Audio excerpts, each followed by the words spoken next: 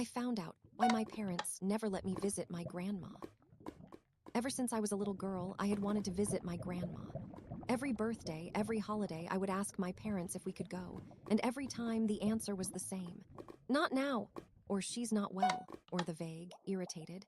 It's complicated, honey. I was persistent, of course. Kids are relentless when it comes to curiosity and affection, and I had plenty of both for the grandmother I had never met. But as I grew older, the persistent refusals began to feel heavier, almost purposeful, as if something about her presence, or her absence, was a secret I wasn't supposed to uncover. My friends would talk about their grandparents with warmth and nostalgia. They'd describe the smell of fresh cookies, the softness of an old quilt, the stories their grandparents told them about their own youth. I had nothing like that. I had a name, Grandma Lillian, and some fragmented stories, mostly vague hints of kindness, a gentle smile in old photographs, a photo album that had once been shoved hastily into the back of a closet when I asked too many questions. As a teenager, my curiosity didn't fade, it intensified. Every birthday card, every passing mention of extended family, every vague reference from my parents felt like a challenge. There was something there, I was sure of it, something they were hiding. And the more they insisted that it wasn't the right time or she's not feeling well, the more I suspected the truth was darker than I could imagine. One evening, when I was 16, I decided I couldn't wait anymore. I had been rummaging through the attic looking for old photographs when I found a small, dusty box labeled in my mother's handwriting. Family memories do not open. Naturally, I opened it. Inside were letters, photographs, and a few small trinkets, some I recognized, some I didn't. Most of the letters were addressed to my mother and father, dated back decades. The handwriting was elegant, almost delicate, and the names at the bottom, Grandma Lillian's signature, made my heart leap. I carefully unfolded one of the letters and read it. It was a simple note, talking about daily life, the weather, and a small joke I didn't understand. But what caught my eye was the tone, the way it hinted at tension, distance, and something unspoken. My parents had never mentioned these letters, nor the fact that Grandma Lillian had written them. I began to piece together patterns. The way old photographs were stacked face down, the way birthday cards from her never made it to the dining room table, the way I had never received her letters or gifts. It felt deliberate, almost like she existed in fragments, a ghost in our lives rather than a real person I could know. That night, I lay in bed staring at the ceiling, feeling a mixture of sadness and frustration I couldn't put into words. Why would my parents shield me from her? Was it for my own good, or was it because they wanted to protect something or hide something? I decided then quietly that I would find out. Not tomorrow, not when it was convenient, but soon. Over the next few weeks, I began to observe my parents more closely, searching for hints or slips in their stories. I asked casual questions about her health, her life, her friends. I noticed how my father's hands would tighten when I mentioned her, how my mother's smile would falter, a flicker of irritation or worry crossing her face before she masked it. The more I asked, the more I felt like I was circling a truth they desperately wanted me to ignore. One afternoon, I decided to test the boundaries. I asked my father directly, while we were folding laundry together, "Dad, why don't we ever visit Grandma Lillian? I feel like I don't really know her and I want to." He paused, a shirt in his hands, and his face hardened slightly. "It's complicated, sweetheart," he said finally. "She's not well, and she lives far away. It's not something you need to worry about right now." But I saw the tension in his jaw, the way his eyes darted briefly to the doorway before returning to his work. It was a defensive reflex, not genuine explanation, and I knew it. From that moment, I began keeping a journal, recording every interaction, every conversation that seemed connected to her. I sketched family trees, wrote down dates, and noted discrepancies in their stories. Each clue seemed minor, almost inconsequential, but together they formed a puzzle that was begging to be solved. Then, one evening, my mother left a window open while cooking dinner. The scent of jasmine drifted in, and I noticed a small envelope on the kitchen counter, partly hidden under a stack of bills. I recognized the handwriting immediately, Grandma Lillian's. My pulse quickened. Before I could think, I picked it up. The envelope was sealed, but it wasn't addressed to my parents. It was addressed to me. My hands shook slightly as I tore it open, and inside was a folded piece of paper, yellowed with age. I began to read, and the words inside made me pause. "My dear, I wish I could meet you sooner, but circumstances have kept us apart. Please know it is not your fault. One day you will understand. Until then, hold this letter close." I felt a chill run down my spine. My parents had hidden this from me. They had hidden her, her words, her presence, everything. And now, more than ever, I was determined to uncover why. After finding the letter from Grandma Lillian, I couldn't sleep that night. Her words haunted me, both comforting and mysterious. "One day, you will understand." What did that mean? Why hadn't my parents wanted me to meet her? I kept turning the letter over in my hands, examining the delicate penmanship, imagining the woman who had written it. I decided I needed more answers, not just from the letter, but from the world outside my home. The next morning, I began my search quietly. I remembered a neighbor I had met once, Mrs. Caldwell, who lived down the street from my grandmother years ago. She was sweet, elderly, with bright eyes that always seemed to know more than she let on. I walked over, heart pounding, rehearsing what I would say. Mrs. Caldwell answered the door, smiling when she saw me. "Well, hello there, sweetie. You don't usually visit this early. What brings you here?" I hesitated, then said carefully, "I'm trying to learn more about my grandmother, Lillian. My parents don't talk about her much, and I was hoping you might know something." Her expression flickered. She paused, then invited me inside. The living room smelled faintly of cinnamon and dust, the kind of scent that instantly made me feel like I was stepping into the past. She gestured for me to sit. "Your grandmother, well, she was a remarkable woman, but there were things about her life that even your parents were afraid of. I don't know how much you should hear, but I suppose you're old enough to handle some truths." My pulse quickened. "Please, anything you can tell me." She sighed, settling into her chair. "Your grandmother had a complicated life, sweetie. People don't always see what goes on behind closed doors. She was strong, yes, but there were circumstances that made visiting her difficult for family, especially her children. I don't know if your parents wanted to shield you from that, or from her, or perhaps from themselves." I leaned forward, eager. "What kind of circumstances?" Mrs. Caldwell's eyes softened, but she didn't answer immediately. "Some things are better discovered slowly," she said, almost cryptically. "Your grandmother, she was isolated for a time. People judged her. And there were events that left a mark on the family, shadows they carried silently. But she loved you always. She would have welcomed you if only the situation had been different." I felt a pang in my chest, longing, frustration, confusion. I asked more questions, but her answers remained elusive. Small hints, small fragments, enough to make me desperate to know more. When I left, I felt a mixture of hope and dread. I had learned that something serious, something weighty, had caused my parents to distance me from her, but I still had no concrete answers. Back at home, I tried casually asking my parents more questions, but I could see the walls rising immediately. My mother's hands clenched slightly, my father's eyes darted away. "It's not the right time," they said again. That repeated phrase had become a taunt in my mind. The secrecy was suffocating, and I hated it. A few days later, I decided to dig deeper in a way that I knew I had to hide from them. I began going through old things in the attic, the very boxes I had been forbidden to touch before. I found journals, old photo albums, and letters tucked away in envelopes that hadn't been opened in decades. Each discovery added pieces to the puzzle. There was a photograph of my mother as a young girl, standing outside a small, weathered house that I didn't recognize. Beside her was a woman whose face matched the handwriting of the letters, Grandma Lillian, but she looked frail, almost haunted, and there was a man in the background whose face was blurred, almost deliberately. A small note on the back read, "March 1979, please take care of her." My stomach twisted. Who was that man? What had happened that made my mother so protective of the past? The most shocking discovery was a stack of envelopes, yellowed and brittle, each addressed in Grandma Lillian's handwriting. They weren't letters I had seen before. They were letters never sent, letters full of confession, apologies, and something that sounded almost like fear. One letter in particular stood out. It began, "I fear that some truths are too dangerous to share, even with my own family. If you are reading this, it means I have failed to protect you from what is coming. I am sorry." The ellipsis at the end seemed deliberate, as though she had left me with a secret I wasn't meant to fully understand yet. I read it 3 times, then set it down, my heart pounding. "Dangerous, coming," I whispered to myself. My parents had been hiding her from me, but why? And what had been so serious, so terrible, that they felt I couldn't meet her safely? That night, I couldn't sleep. I felt trapped between longing and fear, desperate to know the truth, yet terrified of what it might be. The fragments I had collected, The letters, the photographs, Mrs. Caldwell's cryptic hints formed a dark puzzle. The mystery of Grandma Lillian's life loomed larger than ever, and the stakes were higher now.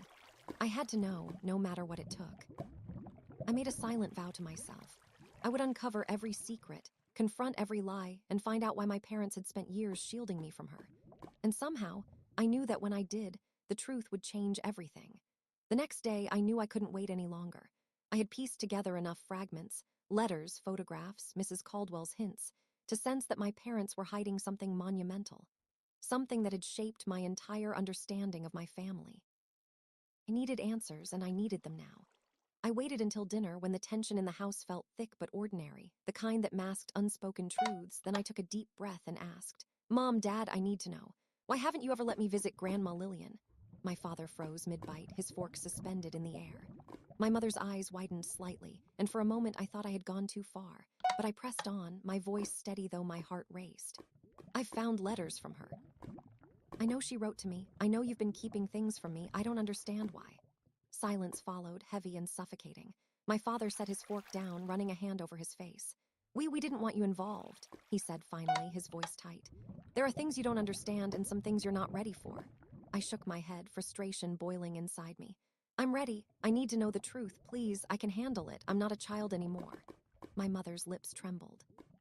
She glanced at my father, a flicker of fear crossing her face. "It's complicated, really complicated," she whispered. "It's not just about your grandmother. It's about what could happen if certain things were known. We were trying to protect you, protect everyone from consequences." "Consequences," I repeated, my pulse quickening. "What kind of consequences? Mom, Dad, I can handle it. You've been hiding her from me my whole life, and I deserve to know why." My father finally sighed, rubbing the bridge of his nose. "All right, but it's not a story I can tell lightly. It's messy and it's painful. Are you sure you want to hear it?" I nodded firmly, feeling a strange mixture of fear and determination. "Yes, I need to know. I need to understand." They exchanged a glance, a silent conversation, and then my mother began, her voice quivering. "Your grandmother, she was involved in things that could have endangered the family. We can't explain everything, but there were events decades ago that left marks, legal issues, threats, people who wanted revenge. It's why she lived isolated, why we never let you go there. We thought it would be safer to keep you away." I absorbed her words, a chill running through me. "Revenge, threats, what do you mean? Who?" My father shook his head. "We can't go into all of it yet. You don't know the full scope, and some of it is still sensitive. But your grandmother made choices that were difficult, even dangerous, and it changed everything for our family. It was never about you, never about not loving you. It was about survival." I felt my chest tighten. Survival, danger. My mind raced with questions, fear, and a desperate need for more details. "I deserve to know, Dad. I deserve to meet her. I deserve to understand why you've kept me away my entire life." There was another long silence. My mother's eyes glistened and my father's jaw tightened. "Meeting her, it's complicated," my mother said softly. "She's older now, fragile, and she carries her own regrets and fears. We weren't protecting her from you, we were protecting you from her past. Some things are too heavy for a young person to bear." I stared at them, my heart pounding, and then I realized the mystery wasn't just about Grandma Lillian. It was about my family, their fears, their secrets, and the invisible chains of the past that had shaped all of us. I felt a mixture of anger, sadness, and determination swirling inside me. "I'm not a child anymore," I said firmly. "I can bear the weight of the past. I can face the truth no matter how dark. I need to see her. I need to know everything." My father's shoulders slumped and my mother reached out, resting a hand on my arm. "You have courage," she said quietly, almost reverently. "But you also have to understand, you're asking to step into something that changed our lives forever. Are you ready for that? Are you sure you want this?" I nodded, feeling a strange mix of fear and resolve. "I have to be ready. I need to know her. I need the truth." They exchanged another long look, and finally my father whispered, "Tomorrow we'll go. But you must promise to listen, to not judge immediately, and to understand that the story is messy, painful, and complicated. Are you sure you can handle that?" "I promise," I said, my voice steady, even though my heart raced. That night I lay awake, my mind spinning with anticipation, anxiety, and hope. Tomorrow I would see her. Tomorrow I would finally meet the grandmother I had been kept from my entire life. And somehow I knew that when I finally uncovered the full truth, everything, the secrets, the danger, the silence, would change the way I saw my family forever. The next morning, I woke with a restless excitement that made it impossible to eat breakfast. Every corner of my mind was consumed by thoughts of Grandma Lillian, the hidden letters, and the fragments of truth my parents had finally begun to reveal. I had spent years imagining her, gentle, mysterious, distant, possibly even angry at being kept from me. Now I was about to see her, and my stomach twisted in anticipation. My parents were quiet during the drive, their hands tight on the steering wheel, eyes forward, and the tension between them thick enough to cut with a knife. The neighborhood we entered was unfamiliar to me. Small houses with peeling paint, winding streets, and a faint smell of wet earth and jasmine. I watched the scenery, my heart hammering, trying to prepare myself for the unknown. When we finally stopped in front of a modest, weathered house tucked between tall oaks, I felt my breath catch. This was it. This was the place my entire life had been kept from. My mother reached over and squeezed my hand. Remember, it's complicated. Be patient. Don't ask too many questions at once. I nodded, swallowing hard. My father opened the gate and we walked up the cracked stone path. The front door opened before my parents could knock. She was there, Grandma Lillian. She looked smaller than I had imagined, fragile, yet her eyes were sharp, and her presence carried an unmistakable weight. Her hair was silver, pulled back loosely, and her hands, delicate and lined, gripped the doorframe as if she had been expecting this moment for years. You're finally here, she said softly, her voice trembling with emotion. I took a step forward, my own voice shaking. Hi, Grandma, I'm so glad to meet you. She studied me for a long moment, as though seeing me for the first time and the 1,000th time simultaneously. I've dreamed of this day, she whispered, but it's not easy. I'm sorry you've been kept from me.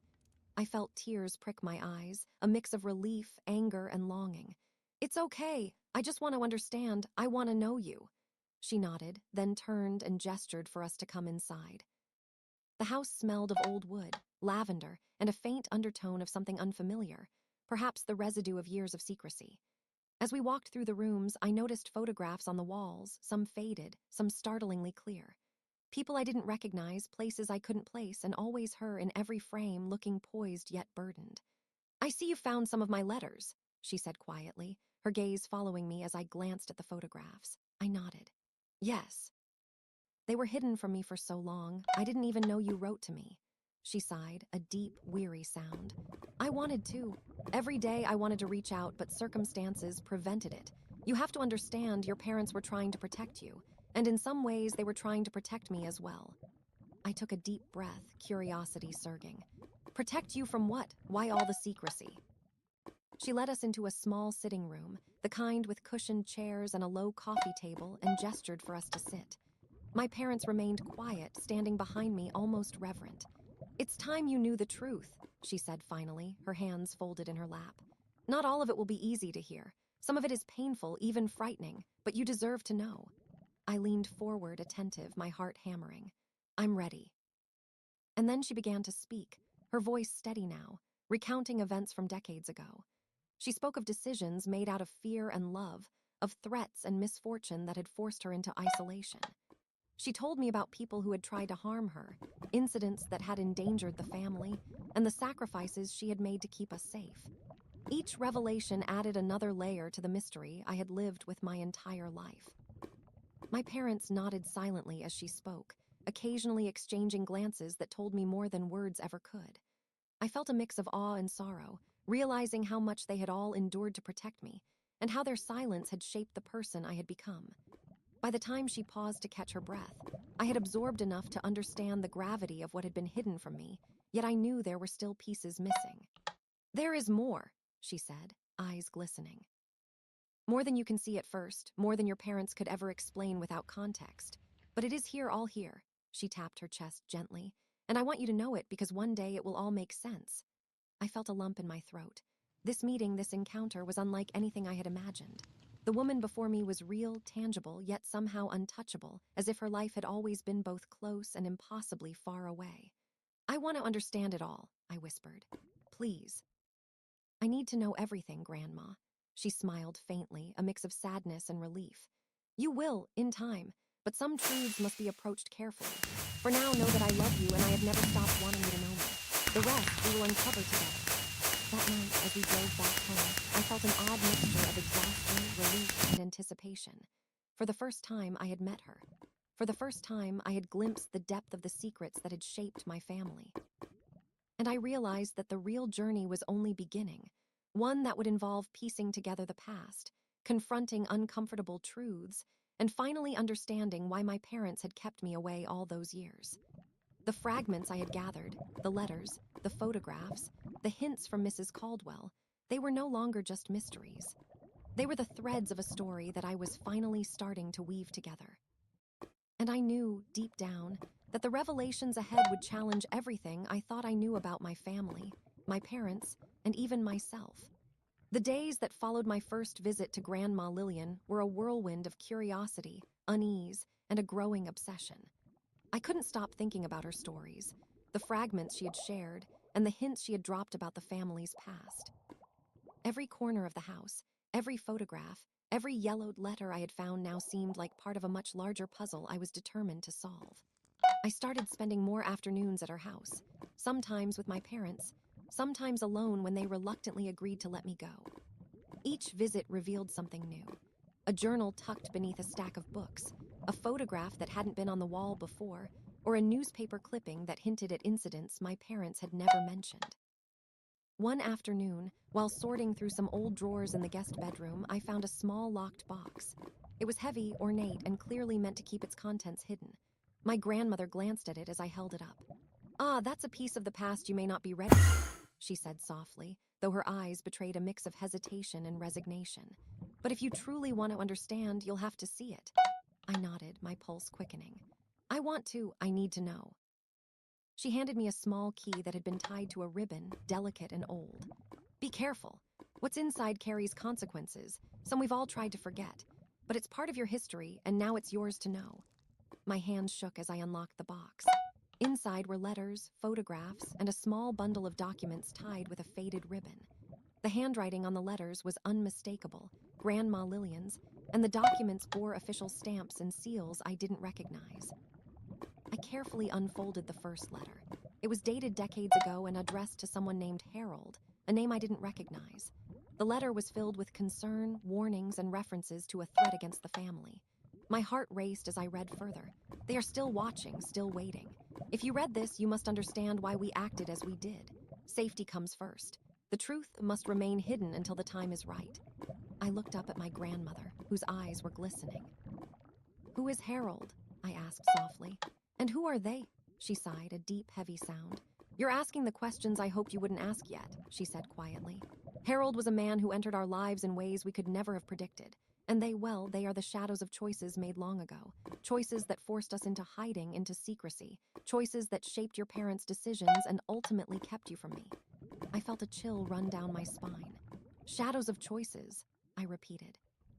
"Are we talking about danger? Threats?" She nodded slowly. "Yes, and consequences. There are people who sought to harm us, to hurt us, to destroy the family. Your parents' refusal to let you visit wasn't about keeping you away from me. It was about keeping you away from that danger, from the knowledge that could have placed you at risk." I struggled to absorb this. For years, I had imagined my parents were being overprotective in a vague, almost petty sense. But now I understood. They had been shielding me from something far more serious, something that could have altered my life forever. I sifted through the photographs next. There were faces I didn't recognize, some blurred, some marked with dates and cryptic notes. One photograph showed a group of men outside a house that looked eerily familiar, the same house I had visited as a child, but had never known the context for. On the back, written in Grandma Lillian's handwriting, was a single line. "This is why we stayed silent." My hands shook as I turned to her. "Grandma, this is terrifying. Why didn't anyone ever tell me?" She reached out, placing a gentle hand over mine. "Because you were young. Because the world we lived in then was dangerous and the truth would have frightened you unnecessarily. But now you are old enough to understand, and I hope in time to guide you through it." Over the next few hours, she revealed more. Names, events, betrayals, warnings. The web of secrecy that had surrounded my family stretched farther than I had ever imagined, involving not just threats from outside, but conflicts within our own lineage. I realized that my parents' silence, my exclusion from her life, had been an act of protection, yes, but also a reflection of the pain and fear that had defined their own lives for decades. That night, as I lay in bed, The pieces I had collected swirled in my mind. Letters, photographs, documents, they weren't just evidence of secrecy. They were evidence of a struggle, a history of sacrifice, danger, and survival. I finally understood why my parents had never let me visit my grandmother. They weren't hiding her from me because they didn't want me to know her. They were hiding the truth because the truth could have destroyed me, or at the very least, changed my life in ways they weren't prepared to let happen. And yet, despite the fear, the danger, and the weight of generations of secrets, I felt a profound connection to her. I had finally met the woman who had shaped so much of my family's history. And for the first time, I began to see the courage it had taken to protect me, even from love itself. I realized that understanding the past would take time, patience, and courage. But I also knew that I was ready to face it, piece by piece, and uncover the secrets that had kept me away from the woman who was, in many ways, the key to understanding everything I had ever wondered about my family. The following week felt like walking through a dream I couldn't wake from. Every visit to Grandma Lillian revealed a new layer of secrets, each more astonishing and heavy than the last. Her house, once just a quaint, weathered home, had become a labyrinth of stories, clues, and shadows. I spent hours poring over the documents from the locked box, reading letters that revealed not only threats to the family, but also betrayals I had never imagined. There were references to property disputes, old grudges, and an intricate network of people, friends, enemies, even distant relatives, whose actions had left scars across generations. My mind raced as I tried to process it all, piecing together a timeline, wondering how my parents had navigated this chaos, and how they had shielded me from it for all these years. One afternoon, I returned from school to find my parents sitting in the living room, an unusual seriousness on their faces. I had been expecting them to be cautious, but today felt different, heavier, as if they too had been carrying a weight they were finally ready to share. My father gestured for me to sit, his hands clasped tightly in his lap. "We need to talk," he said, voice steady but tense. I sat down, bracing myself. "About Grandma, about everything." "Yes, you've already seen parts of it, but there are things you need to hear from us directly. Some of what you've read and seen might be misleading or incomplete." My mother took a deep breath, her eyes glistening. "You've discovered fragments, letters, photographs, documents. But the full story involves choices we made, sacrifices, and yes, fear. Fear of losing everything, fear of the consequences, fear of repeating mistakes that could have destroyed our lives." I leaned forward, feeling the weight of anticipation and dread. "I want to know. I need to know the whole truth. Please." They exchanged a long, loaded look. Then my father began. "Years ago, before you were born, your grandmother, our mother, found herself entangled in situations we couldn't have foreseen.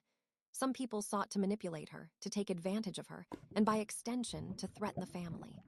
There were disputes, threats, and acts of vengeance that spanned years.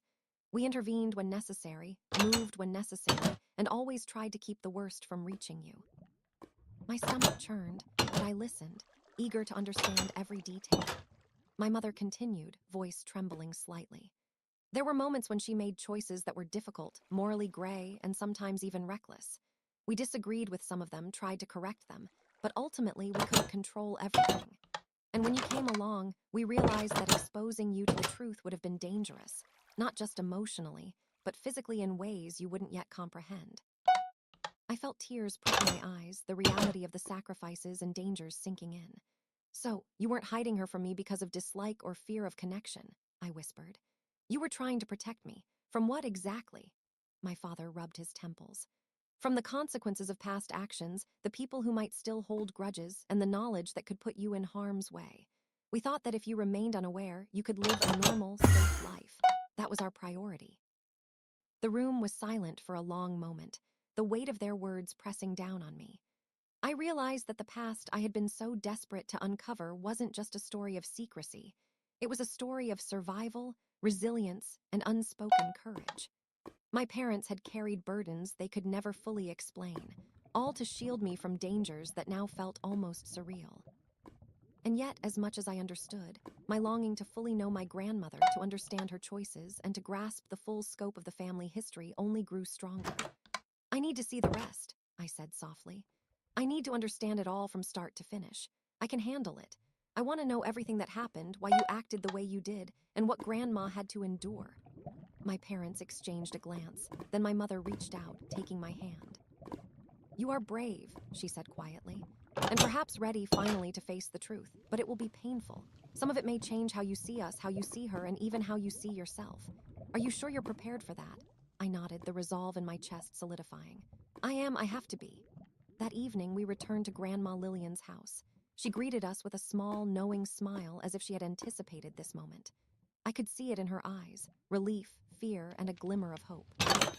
She led me to a small, private study where she had laid out a collection of files, photographs, and journals. "This is the heart of it," she said softly. "The truth you've been searching for. It is messy, it is painful, but it is ours, and now it is time you saw it all." I approached the table cautiously, my hands trembling as I reached for the first folder. Inside were documents that detailed financial disputes, legal battles, and personal correspondences that revealed the depth of the family's struggles. There were letters full of desperation and fear, photographs showing confrontations and tense encounters, and journal entries that documented threats from people we had never known. Each piece added weight to the story, a layer of complexity I had never anticipated. And then I found a photograph that struck me cold.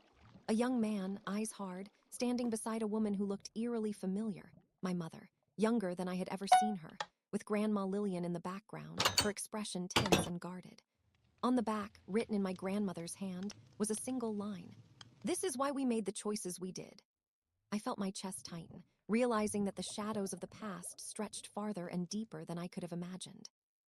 That night, as we drove home, I sat in silence, processing everything I had seen. The story of my family, once shrouded in mystery, was now beginning to take shape.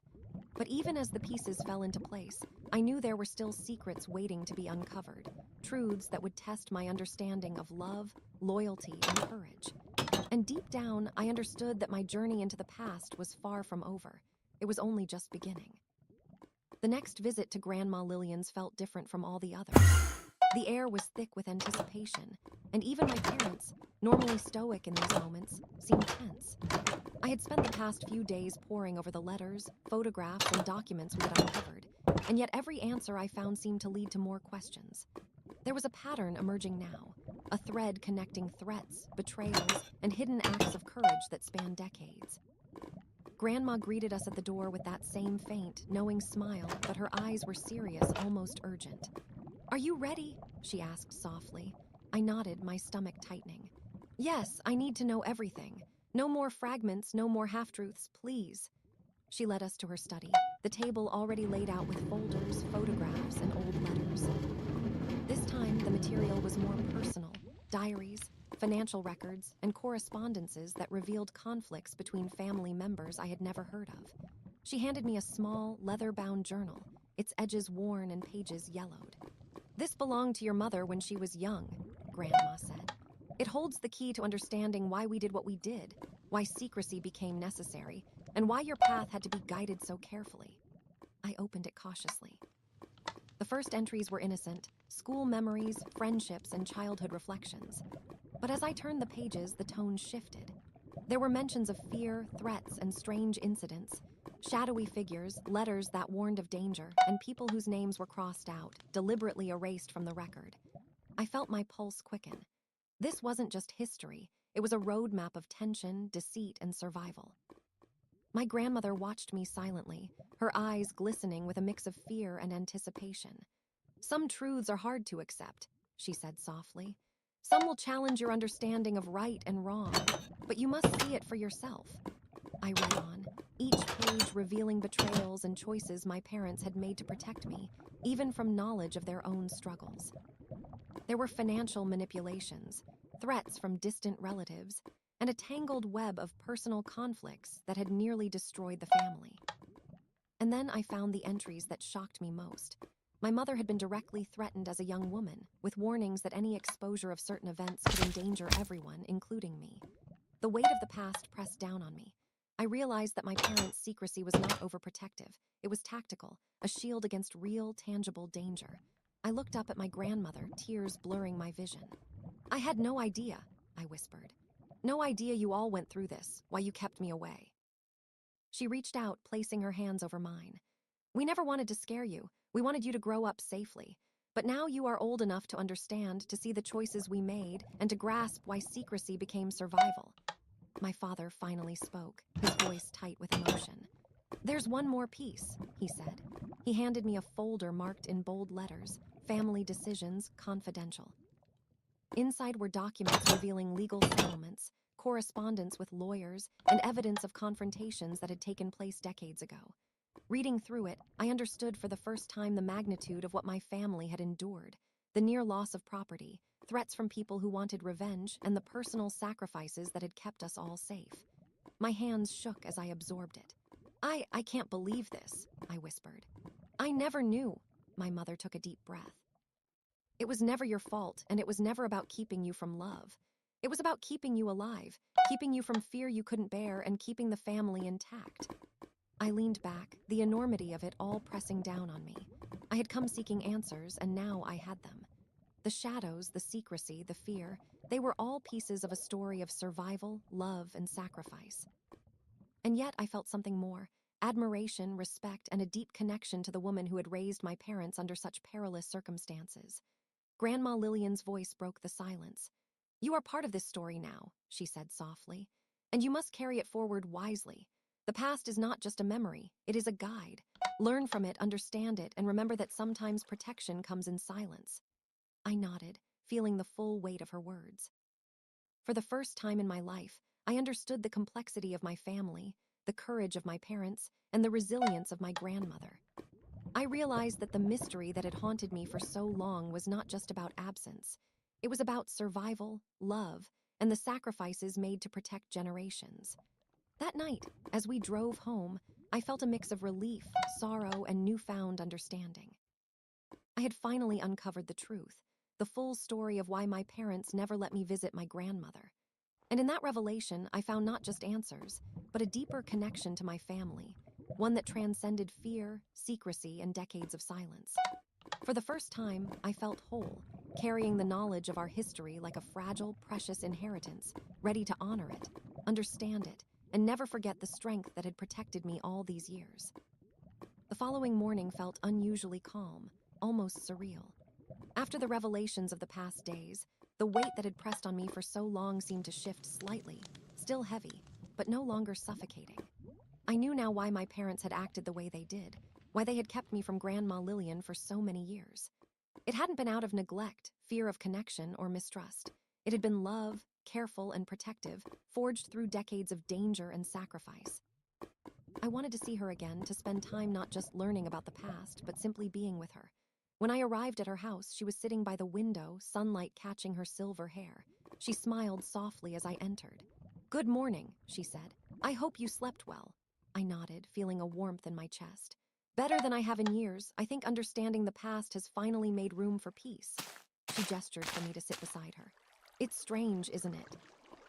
How secrecy can feel like a wall, and yet when you finally see the reason behind it, the same wall can feel like protection.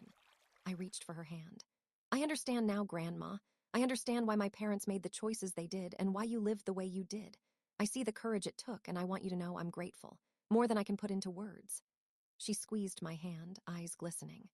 You've grown strong and you've grown wise, but there's more to life than understanding the past. There's love, connection, and building your own story. Don't let the shadows of what happened stop you from living fully. Over the next few hours, we talked, not about threats or danger, but about life, memories, and dreams. She shared stories of her youth, of moments of joy that had been buried under years of caution. I listened, laughed, and even cried, absorbing not just the history of my family, but the warmth of connection I had been missing for so long. When my parents joined us later, the atmosphere was different, lighter, almost celebratory. They had spent years carrying fear and silence, but now we were together, sharing knowledge, experiences, and love. For the first time, I saw them not just as parents who had protected me, but as human beings who had endured hardship, fear, and responsibility that few could comprehend. That evening, as we drove home, I felt a profound sense of closure, yet also a sense of beginning. The past was no longer a mysterious shadow looming over me. It was a foundation, a story of resilience, courage, and love that I could carry forward. I understood now that the reasons my parents had kept me from my grandmother were never about keeping me away from love. They were about preserving life, safety, and hope for the future. I realized that the secrets, the silence, and even the absence had shaped who I had become. And for the first time, I felt truly connected to my family, grounded in understanding, and ready to live with the knowledge of what had been endured to bring me to this point. Later that night, I sat alone in my room, reflecting on the journey I had taken. The fear, confusion, and longing that had defined my childhood seemed distant now. I thought of Grandma Lillian, my parents, and the hidden struggles that had shaped our lives. I felt a deep gratitude for the courage it had taken for them to protect me, and for the resilience that ran through our family. I knew that there would always be fragments of the past that were painful, that some mysteries might never be fully explained, but I also knew that I had the capacity to understand, forgive, and cherish the bonds that had survived years of secrecy. I finally understood that the past was not a cage, it was a guide. And with that understanding, I felt ready to embrace not just the story of my family, but the life that lay ahead. In the quiet of that night, I whispered a silent promise to myself to honor the sacrifices of the past, to nurture the connections I now had, and to carry the lessons of courage, love, and resilience into my own life. For the first time, I felt whole. And I knew that whatever challenges the future held, I was not walking into them alone. I had my family, my grandmother, and the truth, complex, painful, and beautiful, all with me. And that finally was enough.